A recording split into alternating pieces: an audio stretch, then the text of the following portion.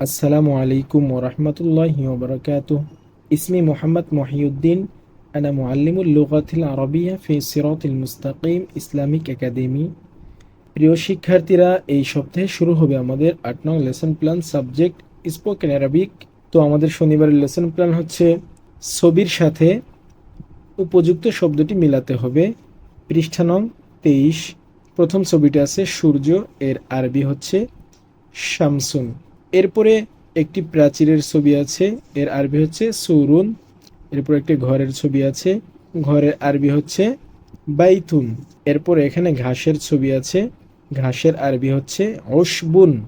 এরপর একটি গাছের ছবি আছে, এর উপযুক্ত শব্দ হচ্ছে সাজারতুন। এরপর আমাদের রবিবার, সোমবার, মঙ্গলবার, বুধবার, বৃহস্পতিবারের লেসন প্ল্যান হচ্ছে এখানে যতগুলো শব্দ আছে। আদ-দারসুল খামিসু এর অর্থ হচ্ছে পঞ্চম পাঠ।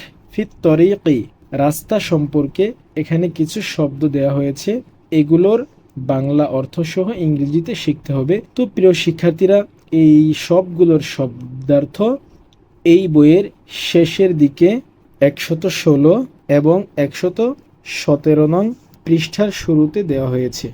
আমরা এখান থেকে শিখে নিব। তো আমি আরবি শব্দগুলো উচ্চারণ করে দিচ্ছি। আদ-দারসুল খামিসু এর অর্থ হচ্ছে পঞ্চম পাঠ। ফিত তরিকি রাস্তা সম্পর্কে। বুরজুন উঁচু অট্টালিকা। ইমারতুন অট্টালিকা।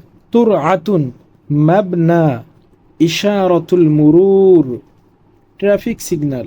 আল ইশারাতুদ দাওইয়াতু রসিফুন।